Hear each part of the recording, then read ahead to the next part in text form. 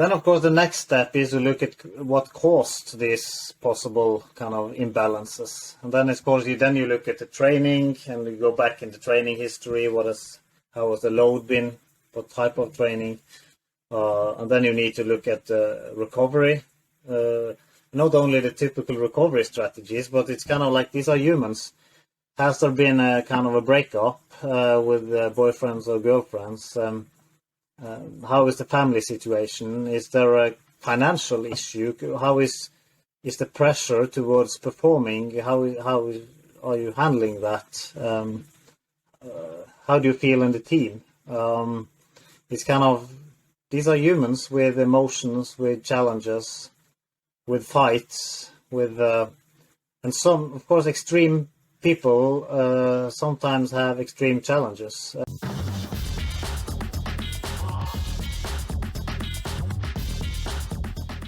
I'm here with Øyvind Sandbakk from Norway and of HIIT Science as well. So, Øyvind, welcome to the podcast. Thank you. It's an honor to speak to one of my favorite researchers and a legend in sports science. So, thank you. Well, it's too kind of you to say, Øyvind, but I mean, right back at you too, right? And you're making great waves in the world of science and application in sport. So you're more than appropriate to have as our episode 5 here for the Training Science podcast. We're super stoked to have you on. Where do we start? Well, we always like to start a little bit about, I mean, we got to talk about training. And I know I'll go through your background there beforehand, which is mostly kind of academic based that we sort of see at the moment, and also based in the Olympic program. So sort of you're at that coal face with, you're doing that mix of research and practice with coaches. Can you go back even farther, like into your childhood and, because there's a great video and we'll try to snip it in and include it in the video version of this with you on the roller skiing. So tell us a little bit about your own background as an athlete and passion for sport, obviously. Yeah, I was I grew up in Norway, obviously on the west coast of Norway, and my parents took me skiing from I was a small kid, and I did athletics. So athletics and skiing was kind of my sports, and I always used to say that I come from sports. Basically, none of my parents were academics, so I didn't know what that was. But according to my mother, I was started as a scientist at the age of 10 because I loved sports so much. I wanted to kind of see my potential. I started writing training diary. I made my own training diaries. As soon as I got Excel, I think it was 11 or 12, I made Excel diaries in the first versions of Excel that existed. So I forced my parents to buy that version and upload it on our computer. So it was kind of really a passion for trying to improve my own performance. My father was my coach, but I think he quite early realized that he kind of wanted to let me coach myself and started to ask questions instead of telling me kind of what to do. And then when he was coaching the other kids or youths, then he was asking me to look at their programs and give him feedback. And I think that was kind of his way of kind of developing my curiosity.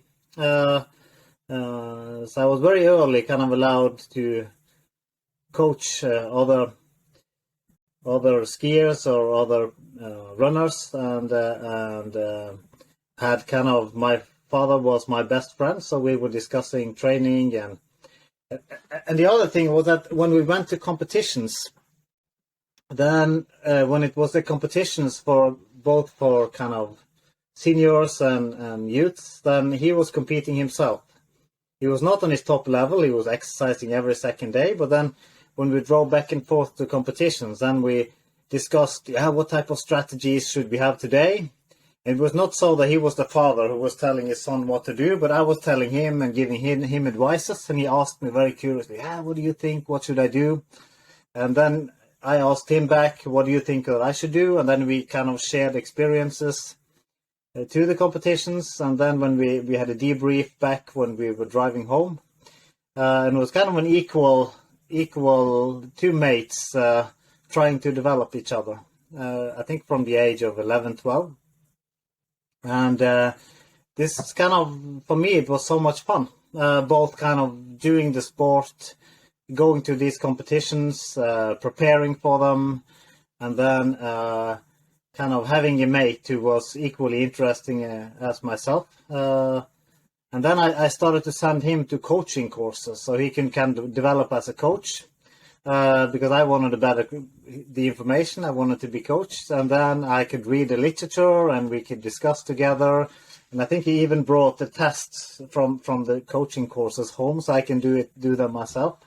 And I think I was only 12, 13 years old. So that was basically the start for me. And what kind of gradually grew my interests. And when I became, I think it was 17, I knew that if I wanted to take out my potential as a skier, I needed to kind of new inputs. I came to Trøndelag, to Meråker, close to Trondheim, where I live today, where I thought that the best coaches are there. So I went up there and continued the journey and met a lot of competent coaches, and also became better and better as a skier. So that was extremely fun journey, I would say. And then I became gradually better, and was one of the best ones in Norway in my age group. Not kind of a super talent, but worked hard and systematic, and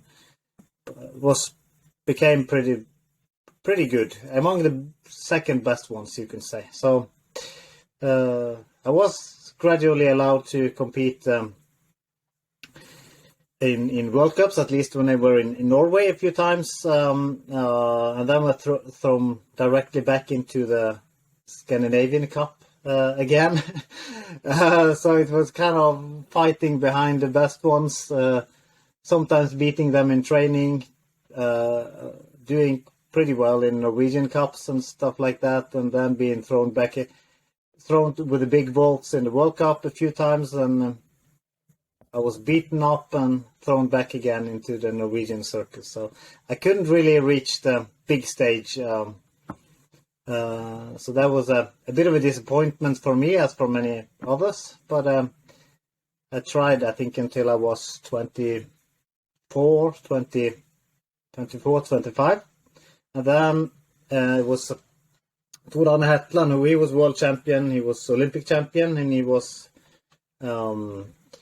my training mate. And then we sat in his cabin after the season. Then he said to me when we were probably taking a glass of wine, and then he said, "Øyvind, now it's time to retire. You tried. I can see that you have good skills, but you lack the last part. So I think it's time for you to retire." And that was kind of big emotions for me, because it had been my life. I had, of course, studied a bit, because I was close to finishing a master's degree at that time.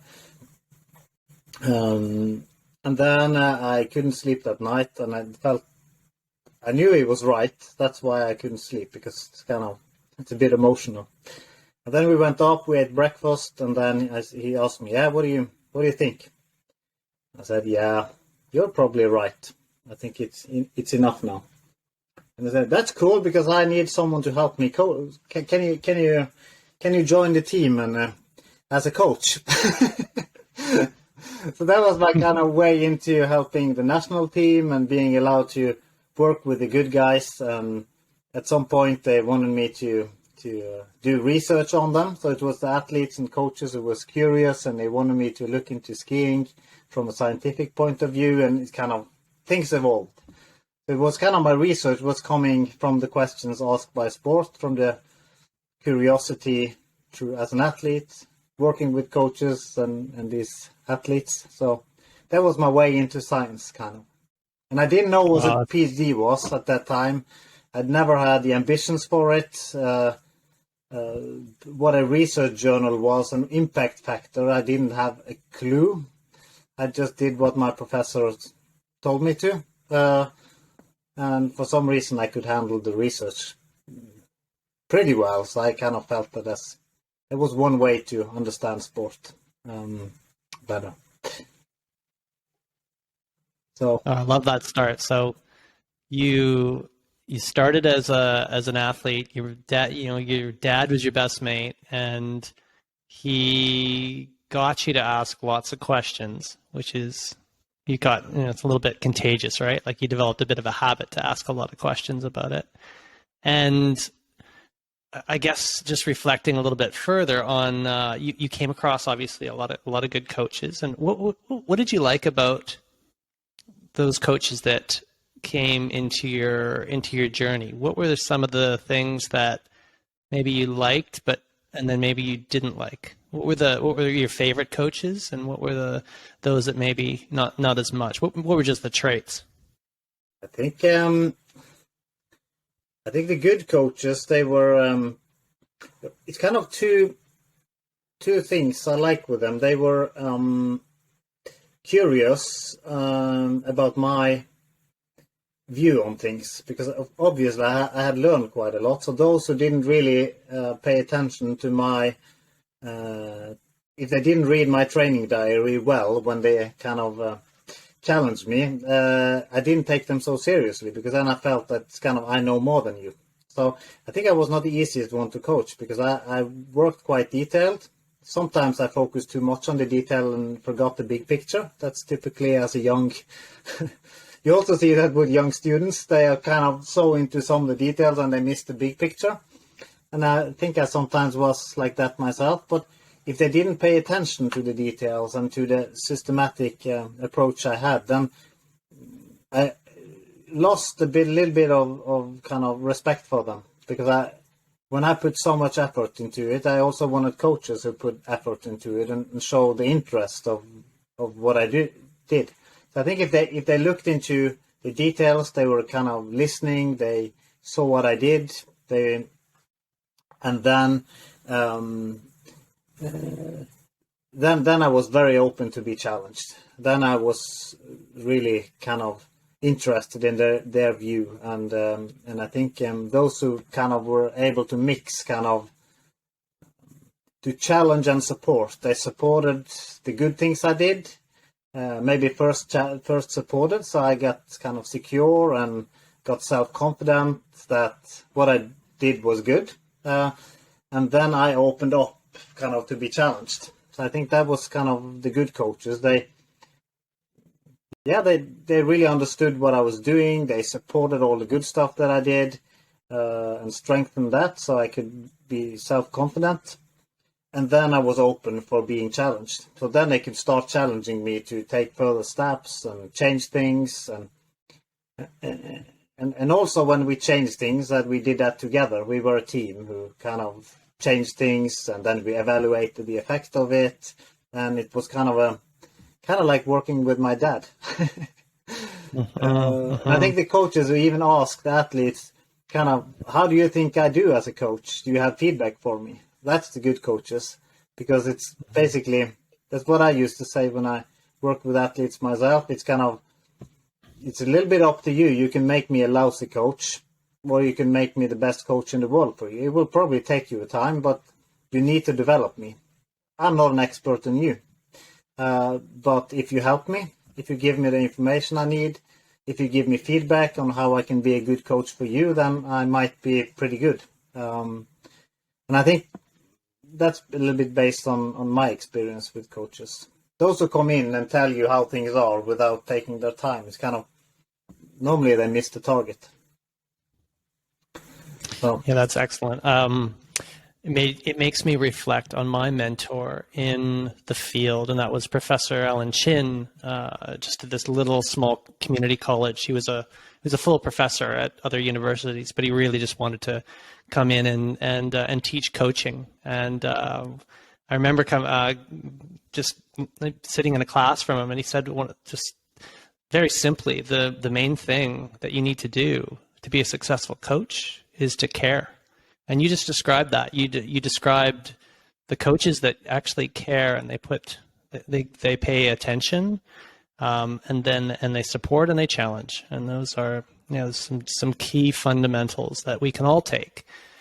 And I would imagine, I mean, going to your next step, then you said you became a coach. So I would imagine that you took some of those same things that you liked into your coaching, or am I correct or not? Did you actually get to coach some athletes too, in addition to the research that you were sort of doing alongside? I was actually coaching a few athletes at the last part of my career, because there was actually their former coaches asked me if they could start. There was one, especially one who they thought had potential, especially in sprint skiing. Then his coach asked if he could just start training with me, and if I could help him with the training program, so we can kind of take him into the team. So I was basically, he was some years younger than me then, and I think we lifted him from never being top 30 in Norway to having a silver medal in the Junior World Championships in 1 year. So that was my first athlete. So that was maybe a bit of luck, but of course, I think taking him into our training group helped a lot, because then he could train with athletes who was better than him. Maybe the biggest effect is to alter the quality of what he did, but also kind of, and the fact that we say that you're never going to win a 30 kilometer, so focus on your sprints, kind of strengthen the good parts of you, and then let's do that 100% and start there. So I think kind of changing a bit of his focus, his mindset, giving his self-confidence, and then training with a group that was better. That was maybe the main effect. And then I could fail and learn from failures together with him. And then I also could start with a young one who was 16 at the age and was a big talent, but a lot injured. So Niklas Dyrhaug was his name.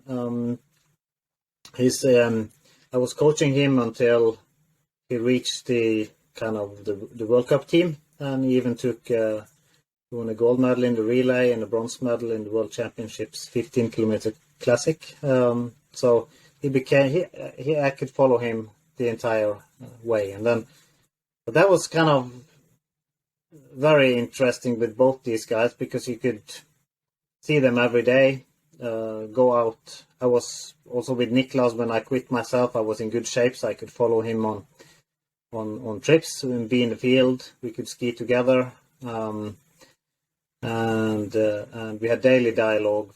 So it was kind of a learning process for all of us, I think. And we failed a lot, and I learned a lot through it. But I think kind of when you work close with athletes and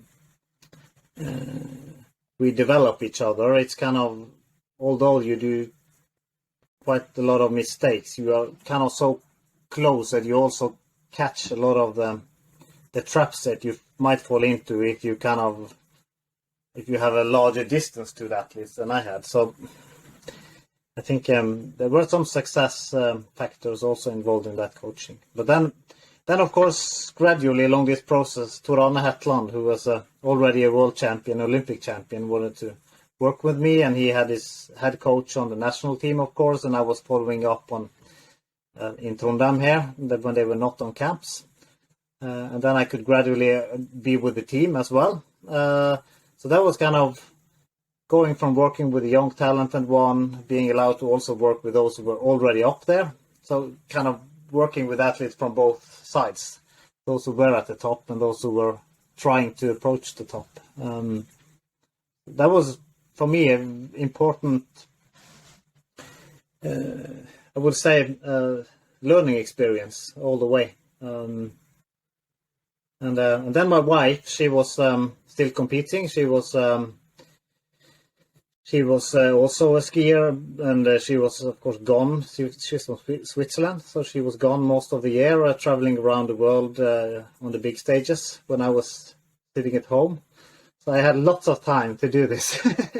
So my whole life was about skiing and then research and understanding, and so it's what I spent my entire life on, basically. So it wasn't a normal job. Yeah. So you've fast tracked down, you've alluded to some of the questions that I've got. So I guess, are you still coaching today? I've said now that now I have too much leadership and research and supervision of lots of PhD students and stuff. So I don't want to be a head coach, because then I think you need to be closer to the athletes. You need that daily dialogue. But I try to have more kind of a mentor role and doing scientific support. And as part of that, I try to be in such a good shape that I can go out and train with athletes and be with them. Of course, I have a little bit higher heart rate, but I'm still in such a good shape that I do train myself almost every day. I run a 10K on 32 minutes this year, so I'm not in such a bad shape. So it's kind of, I do train a little bit systematic, an hour a day myself, and that's my motivation, is to be in such a good shape I could go out with athletes and train with them and see them sweat and breathe and be in the field, because that's where I think you need to be often enough close to that to really understand what's going on. That's at least my philosophy. Yeah, that's a key theme throughout the Training Science podcast from Martin and I, and you'll be well aware of this, that the importance of appreciating, understanding context. So by doing that, by being out there with your athletes, you're well and truly you appreciate their context. Quite a bit. So back to the question I was starting on. I guess let's just finish up with the coaching. Imagine taking an athlete on today. What is your overall sort of, like, where do you sort of start with that athlete? They're coming to you. They've got a goal, and how do you start laying down a plan for them? Yeah, I would probably start by maybe take them out on training first, because I think athletes, they feel very safe when they're out in their environment where they are at their best. So instead of sitting in a meeting room, take them out running, because then they're stronger than me. They breathe less, and they you are on their home arena. I think that would be the start for me normally, because they will feel good, and you will have this open discussions out in the nature, breathing, talking, sweating together. I think that's a very nice place to start. And then trying to understand their background. What did they do as a kid? What type of sports did they do? How did they train? What are their experiences from training? What type of ways of periodizing their training have they tried? What were their experiences? Trying to understand how both what they did, but also how they perceived training, and what they like, what their beliefs are, what didn't function for them.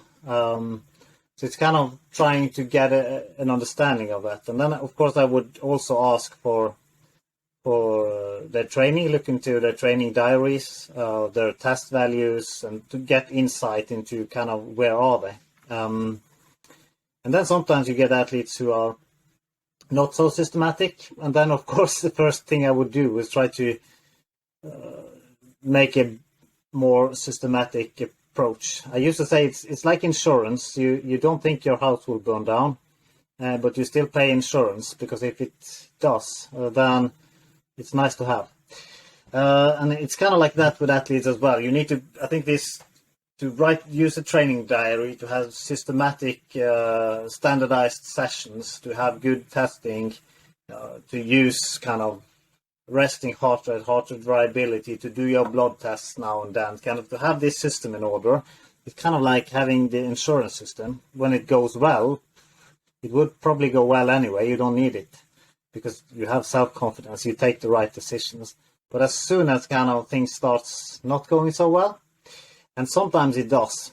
For most athletes, reaching the top, it's kind of, you get a virus or an infection, or the body doesn't respond as it should. You need to take some consequences on it. Your training system doesn't work as it should.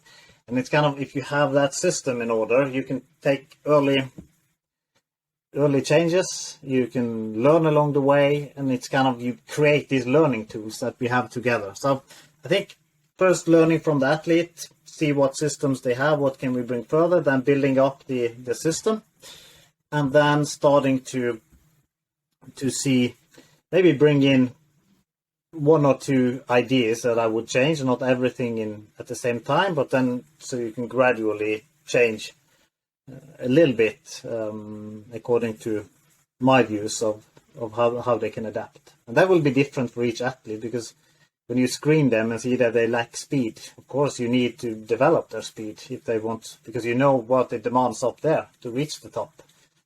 And then you need to build in more speed if that's what they need. If they have sufficient speed but they can't endure, then you need to kind of find a way to build their endurance without changing too much of what has worked before. But it's but I think if you have that good system in order, then you can adapt along the way. You can learn. You can have those good dialogues, and don't take away the ownership that the athletes have themselves in their training, but still kind of get in position to do the right things. And I think it's also important kind of when you need to take the tough decisions, when you really need, sometimes you need to challenge the athletes a lot, or they approach an important competitions. And then you just need to tell them that it's kind of, you do this and you will succeed. Don't think about it. I'll promise you, this will work. And that's sometimes the most important thing you do. But you can't do that as a coach because it's a too big a risk. If you fail, then you lose their trust. So then you need to be very sure. So you need kind of to have all these data, to have all these dialogues, the learning process, so that when it really counts, you can be really clear. So listen, ask, get the information, play on the same team as the athletes, so that when it really counts, then you can be loud and clear. I think, yeah. That's nice. Yeah, you build the evidence and make sure the evidence is very convincing, and then establish that belief. Right, belief is so important for athletes, and when that then they can deliver on the day. Hopefully. So you've obviously you're pretty experienced as an athlete and coach, of course, as a scientist. How has and you also mentioned about mistakes that you made. So tell us, what's your top mistakes and learnings that you made along the way? I think we've all got lots, right? Some of the top mistakes is probably done myself. It's kind of like I got this TVAR. What do you call that in English? It's kind of like the monoculosis. I also got the monoculosis, and I got a series of viruses after. I think I was 20. Mm-hmm. And then you got one virus followed the other. And first we didn't know what it was, and then you just feel that your body don't respond to it, and then you start too early, and that's some kind of you come into some kind of non-functional state. It's kind of the I would say. But you can't really explain what it is, because you get healthy from kind of the virus. You can't find anything in the blood, but it's just that your systems are not really responding as they should. And then, of course, you have your control systems, the autonomic nervous system that might go a bit crazy and doesn't really work as it should, or the hormonal system very often, I think, is in imbalance. And that influences your brain and how you think and your self-confidence, and you start doing all these crazy mistakes. So when you see it afterwards, it's kind of, why didn't I just take 3 months off? It's kind of, and that spoiled more than a year. And then I got quite tough asthmatic reactions afterward, which I think was my main limitation afterwards as an athlete was performing in 10, 15 minus degrees with asthmatic problems was not very easy. So it's kind of, it had a lot of consequences doing these mistakes. And so I think that's one of them. I think with athletes, it sometimes I've kind of, especially with, I had some athletes who were not functioning. They didn't qualify for the Olympics or the World Championships, and then their coaches asked me if kind of, can you work with these athletes now because now we need to prepare for the Olympics. So we'll be gone. They will be kind of set back home alone. Can you try to help them get back on their feet? And then, at least in one case, I didn't really understand the problem, because I thought it was, we agreed on a plan. I was too busy with research. Didn't follow it close enough, wasn't on enough sessions to see what she was really doing. And then it failed.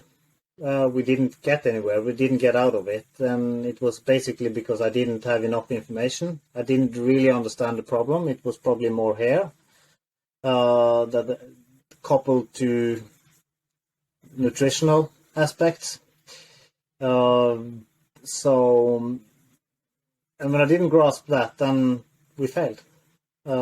So that this was one of the questions we were gonna sort of focus on, was these, because this is a topic that we focus on in Chapter 7 with Dr. Maftone for HIIT Science, and it's that that non-functional, whatever you want to call it, overreaching, or we call it unhealthy athlete syndrome ultimately, but you never really sort of regain that health. And I guess one of the things you mentioned was time. Obviously stress comes into play. It's so multifactorial, right? Like it's hard to say it's necessarily one thing, but it's a downward spiral, and it takes a long time to kind of get back, and it's not acceptable to athlete and coach often in the moment, because it means taking time, means reassessing everything. You talked about, you said obviously that you had a whole experience here. What was your key learnings now? So for any athlete and coach, and if you could have this whole situation again with the athlete that you were dealing with, and coach you were dealing with, what would you do differently now, or how do you start the process to get these non-functional athletes back functioning again? I think what I would have done today is to at least from them in the position I was then, because then I think my daughter was pretty young, and I kind of suddenly had much less time than I had before.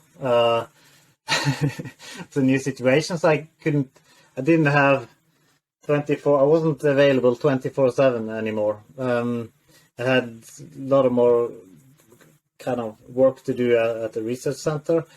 So it's kind of, I should have brought a team into this. First, we should have spent much more time with the coach and the athletes, and built the team kind of with different interdisciplinary competence. Of course, physiology I was pretty skilled on, so I could take that role and maybe even lead kind of the process. Having a psychologist and a medical doctor with sport experience, and maybe the team doctor. And then we should have spent more time together, both with the coach, but also with the coach and athlete together, to see the entire situation. And then I think then we could kind of much more clearly grasp kind of what had been the causes for coming into that situation. So we could more much better and more precisely kind of attack each of the causes and find solutions to the problems, because it might have been one reason that they fell into it, but then it turns out to be a cascade of different aspects that don't function. And then I think you shouldn't try to treat only one of them. You should kind of try to work with several of them. And if you're a little bit smart, you can see, for example, if the athlete has some technical issues, you maybe bake that into it so they can work on their technique, because that doesn't cost so much energy. And then they get positive experiences, and getting positive experiences is always good, getting out of stuff. You work on something that you normally don't have so much time for in the season. And then you could work with the psychologist, both grasping the stuff that has led you into the situation and the aspect that had been challenging when non-functioning, but also maybe a few new aspects that you see could have a potential in the long run to be improved, so that the athlete feels that they are working on something new. Although they can't compete, although the body physiology is not working as it should, they do develop mentally, they do develop technically, there are some positive development along the way. And at the same time, you take these, you detect the challenges and find some solutions to work with them. Then I think kind of you should make a plan with systematic testing and systematic follow-up, and also gather this team around athletes kind of regularly, so you can see the progress and make the athlete secure about the process. And what are the key aspects of this? Let's call it an overreached athlete that, or non-functional athlete that we need to look at and consider. So what are the real simple themes that we can check on? No, it's of course, if they have, of course you do this basic stuff. You send them in the lab and you see kind of how their physiology looks like, more the functional physiology with the VO2 max and the lactate threshold and all this kind of the simple stuff. How their kind of heart rate variability or resting heart rate is an autonomic change there. You do the blood test and you see kind of, it's a bit challenging because kind of baseline kind of tests on hormones is not always so easy to interpret, and at least I'm not good enough in that. But it might be something there, and it might also be kind of lack of iron or it's kind of insufficient minerals. You just need to check all this stuff. And then I think kind of the mental aspect needs to be screened as well, because it's as long as you struggle for a while, it will either be a cause or an effect, kind of be also a challenge mentally. I think the stress reaction that is so high that you don't really recover. Yeah, absolutely. I mean, that is really that's the simple ideology ultimately of what we're seeing here, right? Is that, I mean, with any sort of training load is stress, right? We must stress the system so that it adapts. But in some way, and because stress comes in so many different forms, stress has got out of whack somehow in this situation. But it comes from so many different avenues, right? Like it comes from our technology, it comes from our mental, emotional situations that happen in life. It comes from a lack of sleep. It comes from poor nutrition. It comes from training itself. So ultimately, we really need to take, with our coach hat on, we really need to, and multidisciplinary team, as you mentioned, Øyvind, we really need to take like a holistic look at all the different stresses that are coming in, right? And then, of course, the next step is to look at what caused these possible kind of imbalances. And then, of course, you look at the training and you go back into training history. How has the load been? What type of training? And then you need to look at recovery. Not only the typical recovery strategies, but it's kind of like these are humans. Has there been a kind of a breakup with boyfriends or girlfriends? How is the family situation? Is there a financial issue? How is is the pressure towards performing. How are you handling that? How do you feel in the team?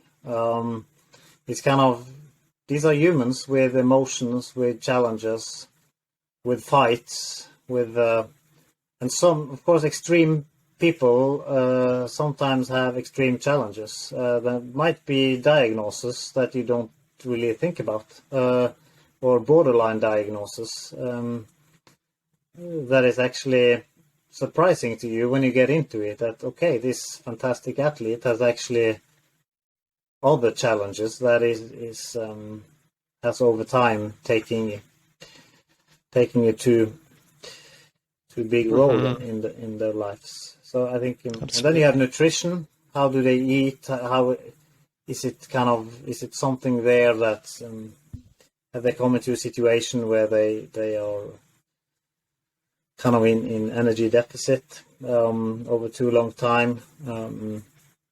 Yeah, so it's kind of to screen kind of the, and then of course you have they got as kind of allergic reactions to stuff to test lung function, for at least for endurance athletes, so you know that it's not an asthmatic reaction that they are, because sometimes you get surprised that they just think they have low capacity, and then it's kind of become some kind of asthmatic reaction, especially in winter sport athletes who compete in the cold all the time. They might grow that in their career, but don't really, it comes slowly, so they don't really see it themselves. They just see that the capacity is somehow going down. So, yeah. Yeah, and a lot of this is ringing a little bit of a bell, even in the from Guru Stoli's PhD thesis. I'm not sure if it's a similar situation that you were dealing with in that thesis, but it was a real gift as well. I just want to thank you for allowing me to review that.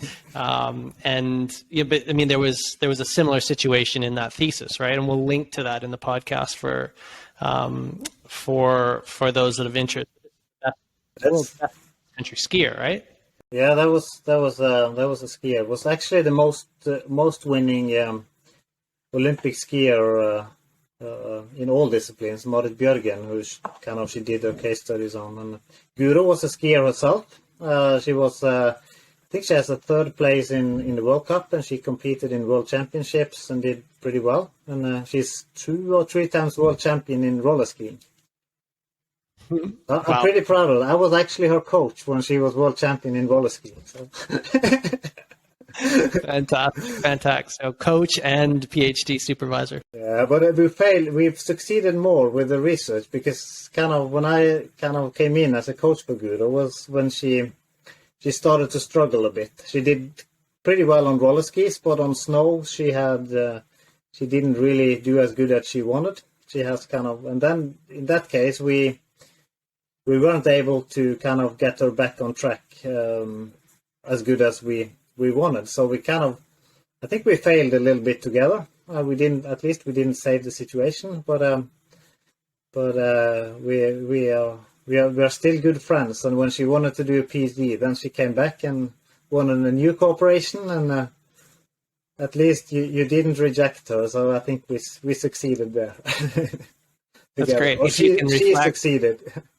Yeah, of course. Yeah, no, the both of you have definitely succeeded, and this is just the critical thing for us all to appreciate, is that sometimes we don't know the journey that we're on, but whatever that journey is, like these dead ends or mistakes or errors that feel so bad at the time, they're blessings in a way, because they allow you to be. This is what creates experienced coaches. You know what I mean? Yeah. And this is what creates wisdom ultimately. So yeah, you want to say something there, but the other question that I had was, if you're allowed to sort of say this, was what if you could have the time again with Guru as an athlete on the snow, where might you have done things a little different? Yeah, for myself, I would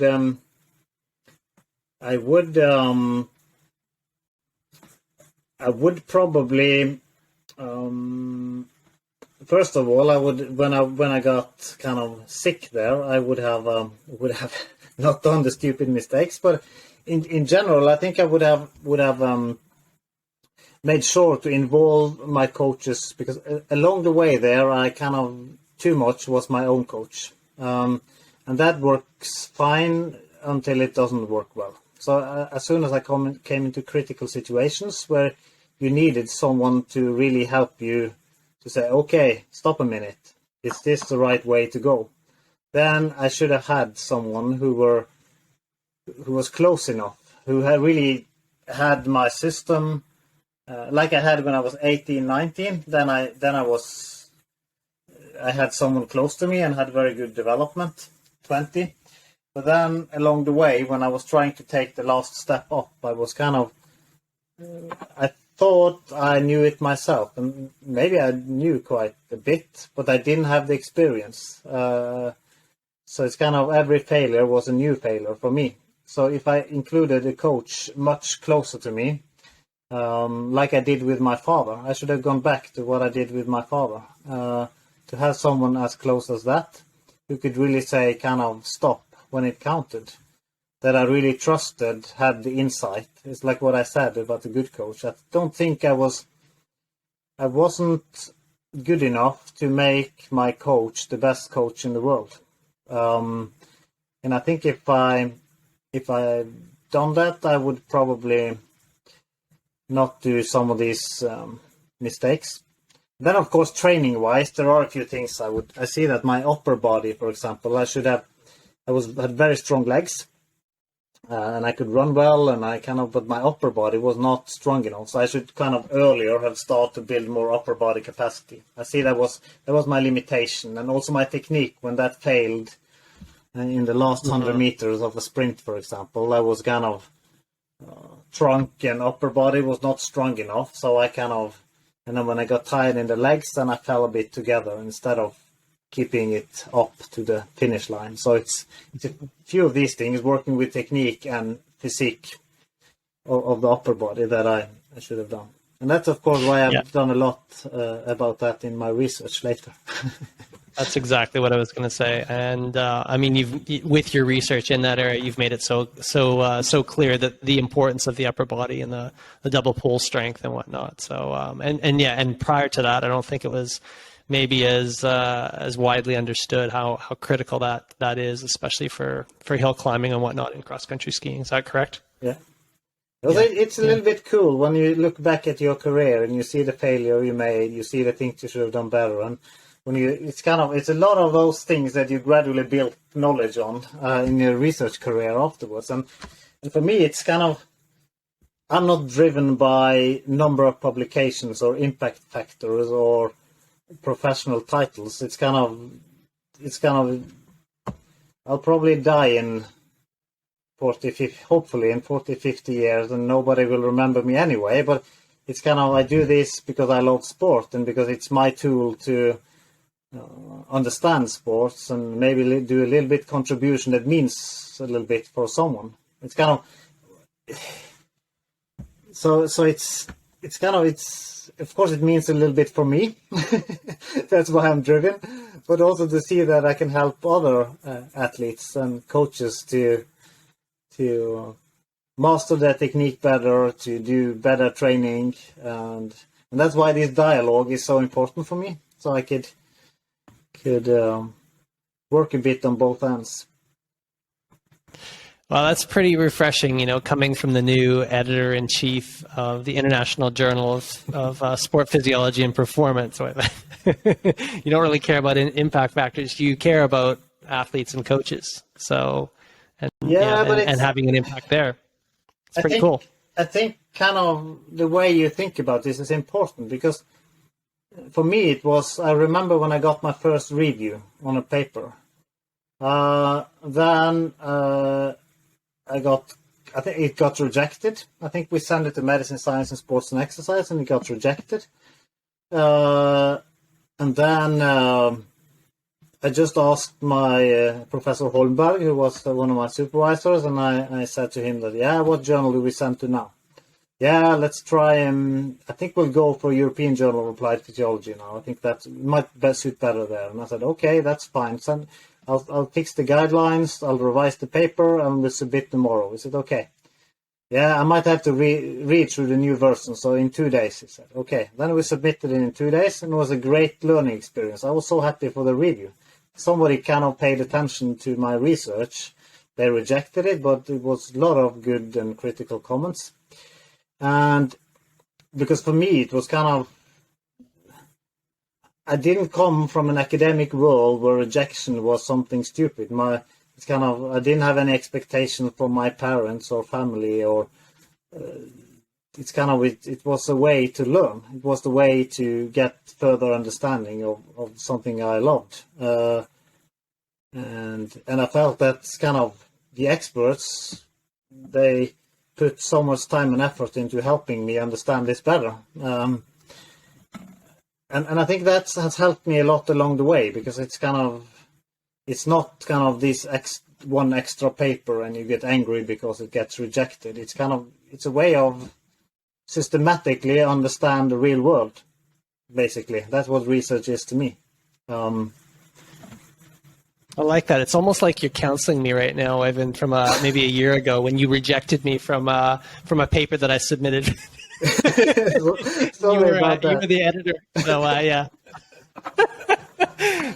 But you know what? You're spot on. You're absolutely right. Like the reviews that we got from that, we didn't agree with every word that came back from the reviewer. They're human beings just like us. But there were some good and valid points and stuff. That is all you can take at the end of the day is you take that feedback, and just like with failures in training, you pick yourself back up and you resubmit it somewhere else, right? You make the changes, and that's what we should be doing. Yeah, and I think it's kind of like, I remember I submitted, it was one of my PhD students working with biathlon, Harry Luxinger. He's head of development in the Biathlon Federation now, so I'm pretty proud of that. Working towards the Olympics. So he went from research into developing the federation. So that's also a fun thing. We still talk a lot together. But then he published one paper in IGSPP on biathlon there, and then we did pretty much the same on a different biathlon discipline, and then we got it rejected. Desk rejected by Juste Koenig, and of course then he sent me an email saying that I'm sorry, Øyvind, we just decided that these type of papers will not go through because it's not enough physiology in this paper. And then I thought firstly, yeah, it's funny because the previous one was accepted, but and then I think it was Jussi wrote at the end of it. It's kind of, but Øyvind, rejecting each other's paper, that's what friends do, because and I thought about that sentence. That's what friends do, because we don't do it to be kind of mean, to push each other down, but actually I think all the review process should be to lift each other up. And then, like I used to even write when people are disappointed of my decisions as an editor, is that I might have wrong here. I don't know. I'm just a human, and I have some expert reviewers helping me to take decisions, but it's kind of, this is the decision we've taken. These are the reasons for it. But that's exactly what you said to me. It's kind of, we might have done the wrong decisions, but of course, at this moment, I think you did. But that's okay. Yeah. but that's exactly how it is, and I think it's kind of how we should play each other as good as possible. Absolutely. Please reject my papers if I don't do a good enough job in the future.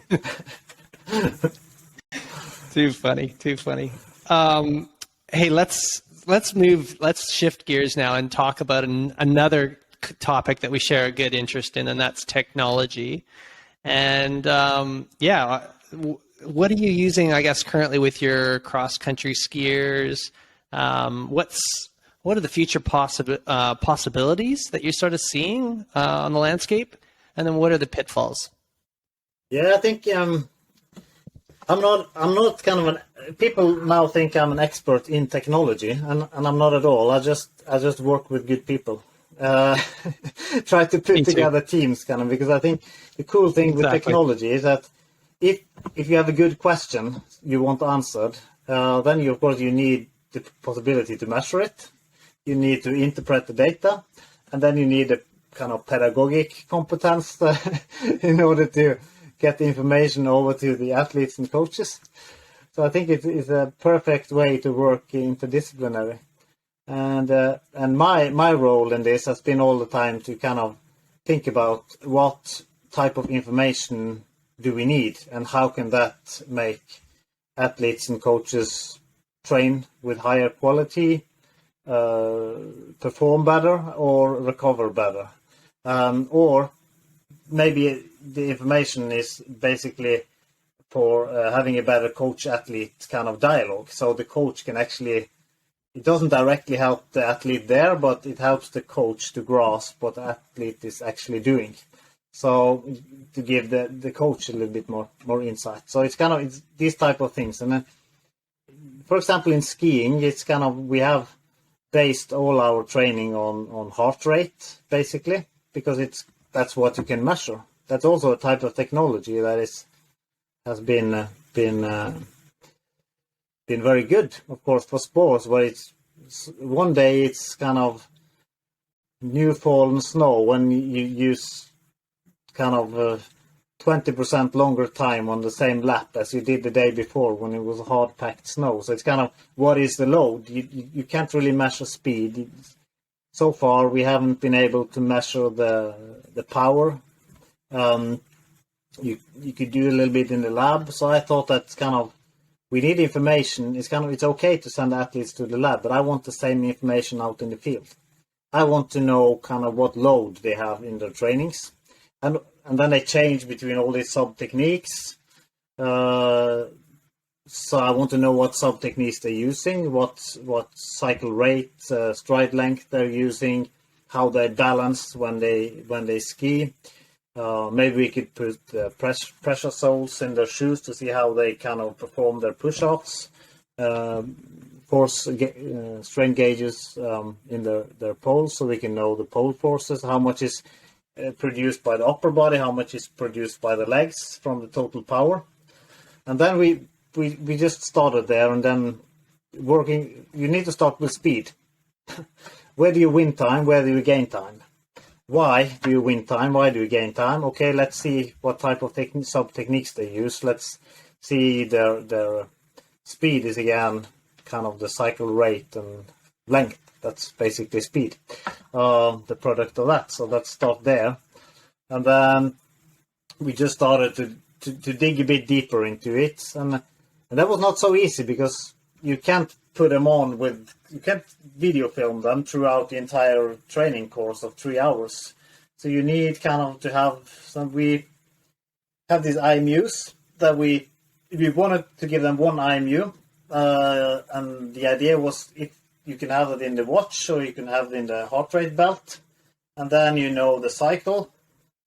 And if this, we can find algorithms from the movement of their chest that can be used to detect sub technique. This is an accelerometer? Yeah, it's combined a gyroscope, so you can have a gyroscope combined with a accelerometer, and of course you sometimes also have you include a GPS or a high-end GNSS in it, so you have positioning data at the same time. Nice. So it's to have speed and the sub techniques and the cycle temporal patterns. That gave us a lot of information, but it was a hell of work to get these algorithms valid. So it took quite a time and then you need to train the algorithms on lots of different skiers, and in the end, we have made good progress. And the cool stuff, we started in 2009, And the first times we were out in competitions with this, then some of the best athletes took kind of we had it in their back of their start number. They took it out and threw it in the ground because they didn't want to ski with this or show the competitors what they did. And then it was kind of gradually starting to build a culture around it, where you actually understood that showing the data to your competitor would also help you, because they will also show their data and you can learn from each other. And you can see where you lose time, where you gain time. You can train on that, and you can also do good research studies that looks at different components of this, so we understand the kind of the mechanisms behind why people lose or gain time in these type of terrains, how you can train it, what are the effects of training this, how much do you win or how much is there to win. So it's kind of, and then it gradually created a culture, and it's kind of pretty cool now when we prepare for international competitions. Then in the newspapers, after winning medals, they thank the technology. That is kind of it's amazing. Pretty cool. We have especially one person who is kind of he's joining them at the competitions, Jan Kochbach. He's working partly as a scientist for us and partly with athletes. So that has been an extremely nice journey, and I think it's just a start, because there are this is just one example of how you could use technology to really as a decision support tool and to create information, not to tell them what to do, but to create those good discussions that is based on evidence. Yeah, super cool. So you've just described, you've got an internal load in the heart rate. You've got the IMUs that are positioned all over. So you're getting more insight into the sub-techniques. You've got the GPS and obviously the elevations as well. Am I missing anything in there? Yeah, you can say power data is what we work on, because of course we go to the... Yeah, because when we know the sub-technique and we know the size of the skier, we can estimate the drag from wind tunnel data. And then, of course, if we do some frictional tests on the snow, you can have the power against friction, and then you have the power against gravity, and you have a decent estimate of how power fluctuates. So that helps us a little bit when you change terrain and speed all the time, because with the lowest power, you have the highest speed, and with the lowest speed, you have the highest power. So it's kind of understanding the relationship between speed and power is pretty, and how power is distributed throughout the terrain. Because these skiers, for example, they never do steady state aerobic training. They do interval training. It's kind of it's up and down. It's low intensity interval training. It's moderate intensity interval training. It's high intensity interval training. And understanding kind of that load is pretty important to balance the training right. It's not like a runner. You can say that run a 10K now in 38 minutes. It's kind of, you don't really understand the load in that way, and the load is distributed like this. So kind of getting that insight has also been a complementary tool. And has that assisted? I can only imagine that has assisted in designing some of the training programs for various different courses and lead ups to events and whatnot. Yeah. Yeah. I might have missed your question there. Sorry. Well, my question was, okay, so you've got this new data, and you can see the fluctuations in power output. You can see and how that's different than a little bit of heart rate and whatnot. So all of a sudden, you've got more insight into the real demands of the event. Well, now you can use that data and that insight to plan better in terms of your training, right? Yeah, because it's kind of like people talk to me, what is your training philosophy? People say that. And I say that, okay, show me the demands of your sport and show me kind of how you perform in that sport. Because in my world, it's kind of, training is providing an impulse that is specific, and you get kind of, if that stimulus is sufficiently large, then you might gather an adaptation if you have kind of resources to cope with it. So it's kind of you need to understand the demands, and then you need to break it into the different components you want to develop, and then you need to kind of nail that with each of the components of the training puzzle. It's kind of, so I think that every session you do should have kind of a specific goal related to the demands of the sport. Of course, sometimes or the demands of the event. Yeah, or the event. Yeah. So we just had Alistair Brownlee on in the last podcast, and he was, very, very sort of similar, where he's shifting sort of from an ITU, Olympic distance, sprint distance athlete, where he's had a very polarized training program, and now he's moving into more the 70.3 and Ironman sort of distances. So he's trying to dominate that. And of course, just naturally, because he's got these longer periods of time at moderate exercise intensity, well, naturally he has to just out of focusing more specifically on those events, it just naturally shifts his the look of his training, if you want to take the polarized versus pyramidal kind of program, right? So it's specific to the event. This is quite interesting because I kind of have quite often a dialogue with Christian Blumenfeld's coach. So he is now kind of we discuss a lot. They are working a lot with technology. It's of course Arild, who is the head coach, but then they have the Olav Alexander Bu, he's a kind of a sport technologist, and I've been working with him for quite a while, and it's quite funny now with Christian, who is kind of trying to transition into the longer disciplines, and then the question is now, how long can he do that and maybe still come back to performing well again in the next Olympics? So it's and then it's kind of because you change the demands, and he succeeded pretty well, I would say, on the Olympic events, and now he even broke the world record on the longest event, and then it's kind of now they try to do sub 7. Yeah, so I mean, you'll be aware that Alistair is the other athlete. Yeah, I know. Male athlete. That's why. Right, so it's interesting how we're both involved in a similar project. So I wasn't aware that you're doing that. That's really cool. So are you also on the Slack channel from Olav? Say again? Are you also on the Slack channel from Olav Alexander? No, I'm not. No, you might pop in there. Then. Yeah. Is it an open Slack channel? No, it's kind of a channel where we discuss and exchange ideas. Yeah. Yes. That's great. Wow. Oh, but it's really funny because we come back to the principle of training. It's kind of you. Sub 7 demands a little bit of the training than for preparation for the Olympics. And then it's kind of changing back again for the next Olympics will be a new challenge.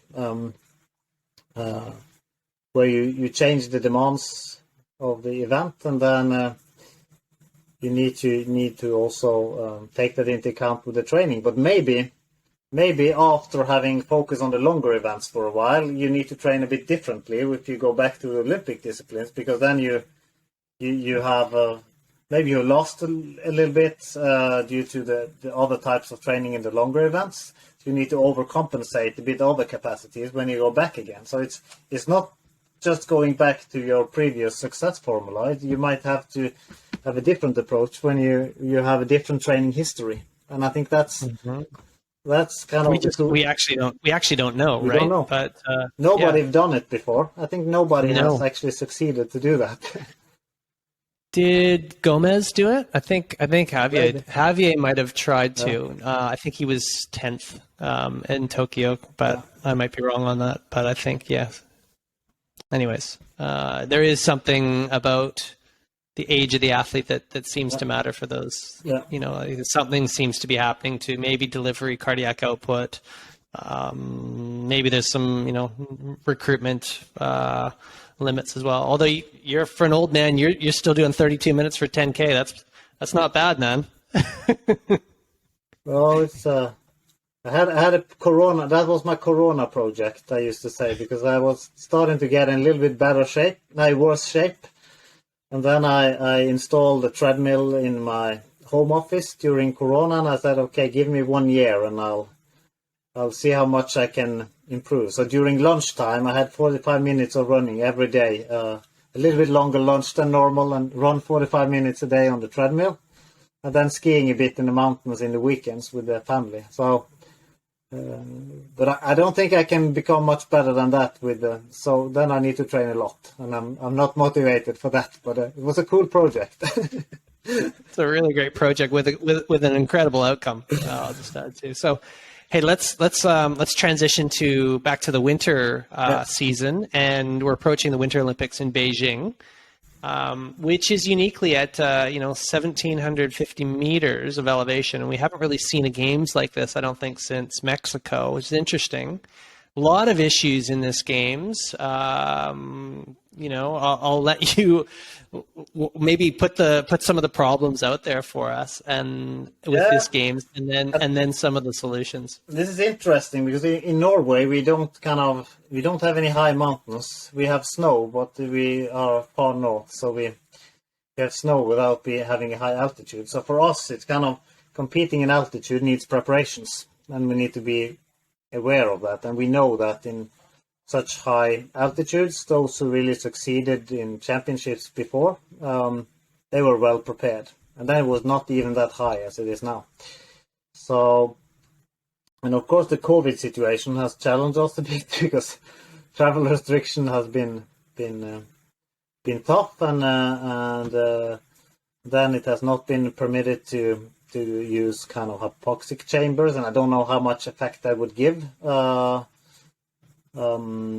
But I think most of it is kind of you need to learn how to compete in these environments, and so acclimatization is one part that you need to do well. You need to be acclimatized, whatever that is. That is also a research challenge. I don't think we can really say what's happening during acclimatization to altitude.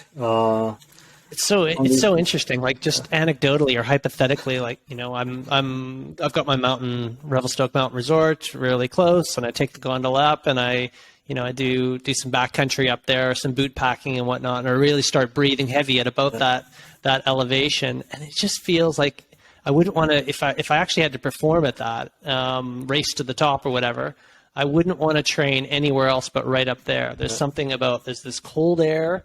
Clearly there's altitude, but I wouldn't want to have to prepare for that. It's cold. I just wouldn't want to have to prepare for that in a chamber per se.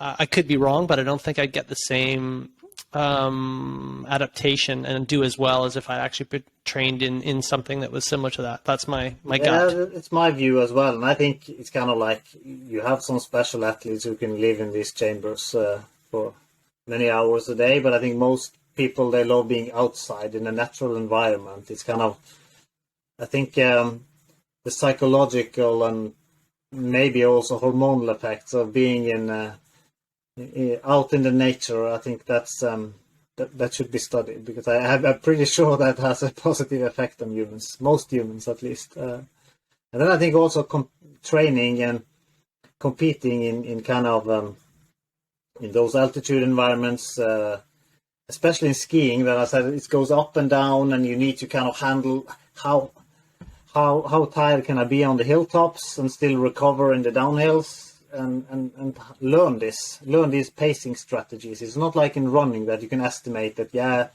you run 3 seconds slower per kilometer in altitude, and you can kind of calculate for a marathon pretty well. And then you test it a few times, and then you're there. I think for skiing, you just change the snow conditions, and then you need that internal feeling of how hard you can push. And I think you just need to train on that. You need experience on that and learn those pacing strategies. Then I think also the acclimatization part is pretty important, both just so that athletes are secure. They need to be 100% secure of what they do when acclimatizing, whatever that is. If it's better, some athletes they can come up and they don't feel the altitude almost. If that's that they very quickly adapt their breathing, and thereby kind of oxygenate their blood better, might be a hypothesis. and some people need a bit more time before that is kind of they're there. But just to be secure, really secure on how to do it, so you don't have to think, you just do it. I think that's important. Same with competitions. You know these things. You're up there.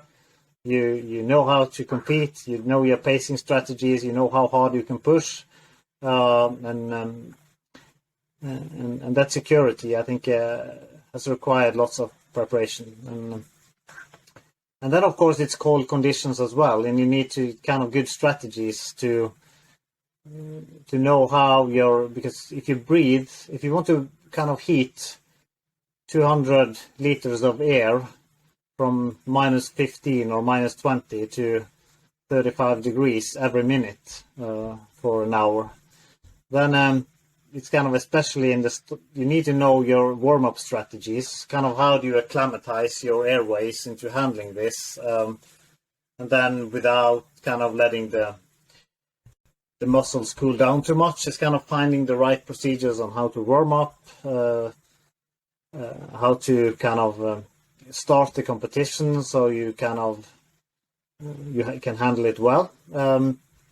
And also what type of clothing do you use? You want it, of course, to be aerodynamic, but you also want to be thermodynamic to be optimal, because all these things influence your performance a lot.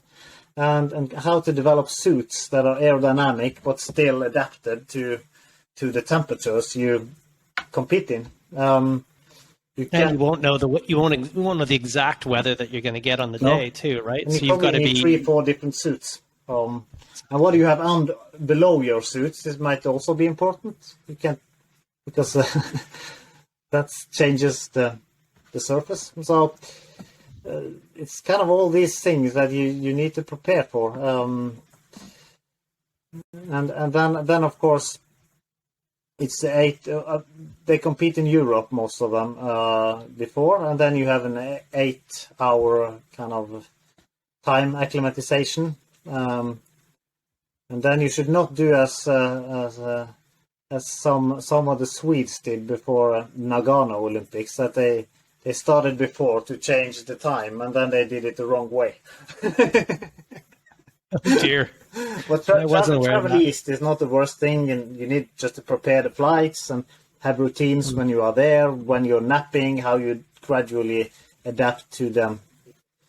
You put your training at the right time of day, so when the competition starts, then you are fully adapted. So then combining acclimatization to altitude with acclimatization to time zone, maybe in my view, I'm pretty sure that acclimatization to the cold is also quite important. I remember one time I was crossing Greenland on skis. We tried to break the world record of the Greenland cap, together with a few friends. We spent 10 days on it, and then we were freezing I think it was -2, and we were freezing. We couldn't sleep at night because we were so cold on the first days. And then we have up down to -30 and 35 along the way. And then when we came down to -20 on day 7, we were throwing our jackets and we were skiing without gloves in -20. Mm-hmm. That was after 7 days. And then I thought that if we did that on the first day, we would have frozen to death. But then on day 7, somehow our bodies had adapted, and then we were out in the cold 24 hours a day, obviously.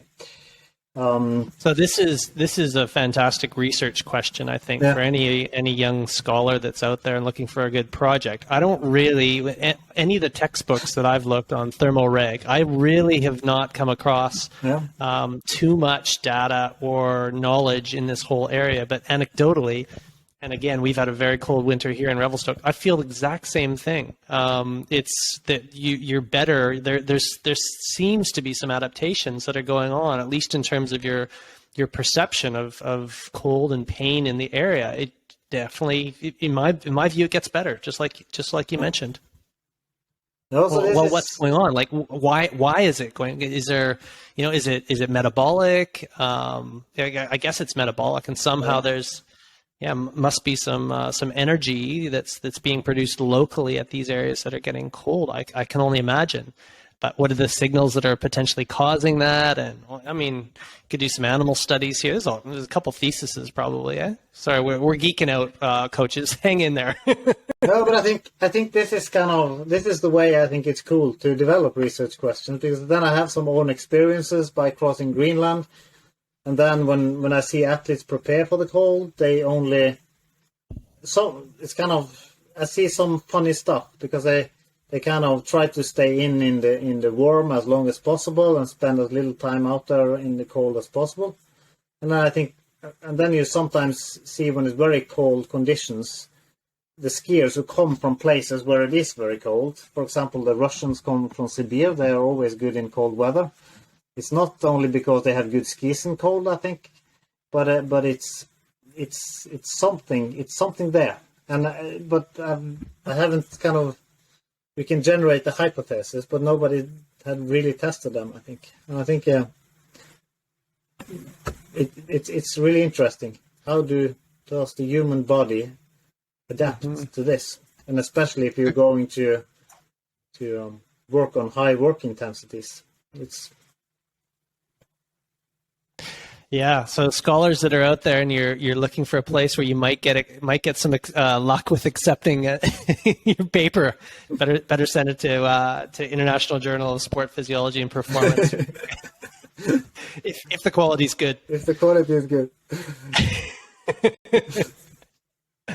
Are there any other, just to finish the Olympics thing, are there any other restrictions that we should kind of be aware of and whatnot that are going to be complicated for coaches and athletes that are over there? I think these four elements are pretty important, but then of course you have the COVID restrictions, and the Chinese, they don't want any don't want the virus to float around there. I think there will be enormous amounts of testing all the time, and you never know what restrictions there are. So I think just athletes need to be prepared to be adaptive, and to, for example, I think some competitions might even be postponed because suddenly they found a virus crisis. They have 10 athletes infected. They stop the competition. They bring them out. They do testing, and then you postpone. I don't know. You might even postpone due to the cold. But I think you need to be very adaptive, and then I think that's when knowledge counts. Because if you have a plan A, and if that doesn't work, then you don't have a plan B. But if you have knowledge, then you know, okay, plan A didn't work. Based on our knowledge, then we know that we develop plan B. Maybe we've done it already before. And then if that doesn't work, you have plan C. And it's kind of, with knowledge, it's much easier to play around and find good practical solutions, I think. So that was my idea because I've spent a lot of time on these issues, and I even wrote a research paper on it, not kind of highlighting the knowledge we have on these, the altitude, heat, the cold, and the time zone, and played around kind of with different practical solutions, but mostly to generate hypotheses, not to say that I have the answer. But we spent a lot of time with athletes and coaches on this before publishing it. So Norwegians had a little bit of Norway and Sweden, because I did it together with Professor Holmberg. So Norway and Sweden had a little bit advantages because we used it to create discussions with athletes and coaches, just so they could reflect on it, have the knowledge, and then maybe have a plan A, plan B in their preparations. So now it's out there. So if anyone wants to read it when they watch the Olympics, then it's at least there are some good questions in it, I think. Great paper. We'll link to it in the show notes. Yeah, I think the only other thing that I was thinking about as well is, I'm trying to imagine I'm an athlete in this sort of situation. I'm going in there. You've got to be mentally robust, and whether it's like some meditation practice, you could even pretend to practice on these sort of situations and how things kind of get changed. It's almost like you need to go over there and expect them to change, and then if they don't, then great. But yeah, your plan A, B, and C. That's a great idea as well. I think also a lot of athletes are developing resiliency in these last 2 years too, because they sort of have to out of necessity. Who knows what's going to happen tomorrow? That just seems to be the reality for everyone these days. Yeah, Øyvind, I've taken up so much of your time. I know it's so late over there. Is there anything else you want to that we need to highlight from your perspective and where you're sort of seeing things with all of your various different roles? Is anything we haven't touched on that's important, you think? No, maybe first of all, I would like to say that I think we should just set up a couple of hours once a week, you and me, and we can continue the discussion. I think we have, and then I can interview you the next time, and then we'll just change a bit so we can sounds good. Learn from each other. I think this was really, really interesting, and yeah. Well, the other thing I'm going to link to actually in the show notes, I just thought of it too, is your your editorial that you led off with when you accepted the role as editor-in-chief of IJSPP, and that's just it's like what are we going to do collectively as a field? Like, how can we be better? And I think that's why Martin and I have sort of started the HIIT Science and the podcast, and we really believe ultimately in this middle space between the science and the application of our practice in sport. We really believe that.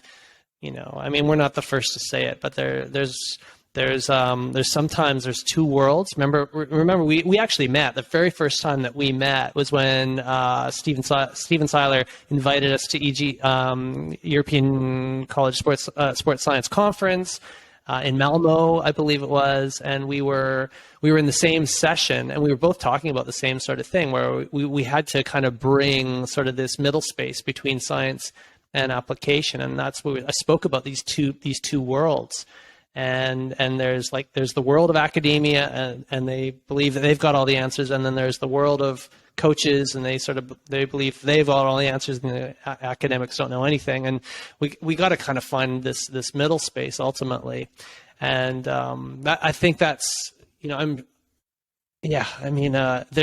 of the things that you said in your article, I just read it. It was like there needs to be that practical application of that material that's coming through. And I don't know if you've got any words of wisdom or comments to your audience and whatnot.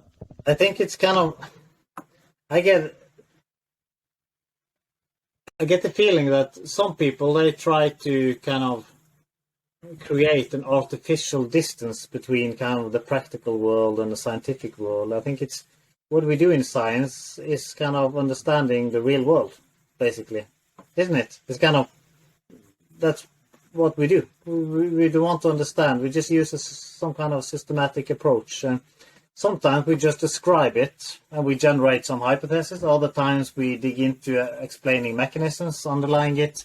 But it is the real world, and we are in the world of sports science. So it's kind of, and then there's also this artificial kind of basic versus applied science. To me, it's kind of, if we don't have some basic understanding, we can't apply knowledge. So sometimes you need to back up. Is that we don't understand the basics here. We need to understand the basics before we can apply it. And it's kind of, when you apply it, it might not fit 100%. That means that you might go back again and grasp some of the underlying mechanisms there. And it's kind of, to me, it's kind of, it's all related. Well, let's even just take this problem that we identified, or we have this hunch that there's some good cold adaptation that can go on, but to our knowledge, and someone's going to probably pick up and say, well, actually the evidence is pretty solid, but we haven't seen it put forth that there's really good understanding of mechanisms of cold adaptation, if this is really a thing or not. So yeah, you have to have that's you have to be evidence informed. Martin's always saying so. And then what can we sort of practically do if this is what the evidence is sort of saying? So we're all, everything's important, right? No. Yeah, and I think kind of like it should. It's kind of, as a scientist, I try to distinguish between being a coach and being a scientist, because when I'm kind of on the practical side, you obviously use a little bit different language, tribal language, but that is good to understand, because then you can really talk to the coaches and athletes and be a good translator. But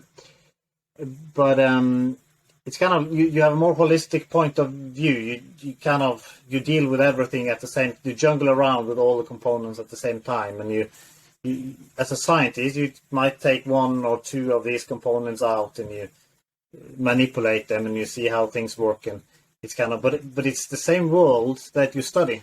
You just, as a coach, you cannot do case studies all the time. You try to understand these athletes and help them, but you just partly use scientific tools. So you mix art and science, and you jungle all of the tools at the same time in order to ultimately improve performance. But as a scientist, you deal with exact same thing, but you just take out different parts of it and study it, and then try to put it back into the real world again, and see if it works. So it's kind of, to me, it's very complementary. It's kind of, it is. And there should be a difference. There should also be some kind of a little bit of tension. You should challenge each other, but a respectful tension. But if you see it as complementary and still have this, I wrote an editorial once when I wrote "Close the Gap," but maybe we shouldn't close the gap. We should mind the gap. I don't know. Yeah, you're right. You know, we shouldn't necessarily view it as a negative, because maybe that gap is maybe it's serving an important role, if there is hypothetical tension between the two. But regardless, we do want to we'll go back and forth a little bit, right? They have to complement one another. So I think we can agree on that. To me, it's always been kind of, in order to not only be a scientist, but go into the other world, is giving me so much kind of food for thought and motivation. And in the end, it's kind of like, if you want to be motivated, things needs to be meaningful. And for me, it's kind of, I think that going out, doing some exercise yourself, and then study it, and then you can talk to athletes and coaches and see that what you do actually makes a difference. Maybe just a minor difference, but at least you created a good discussion and you came with some inputs that made them think. And it's kind of just to have the feeling that it means something. What you do means a little bit. I think that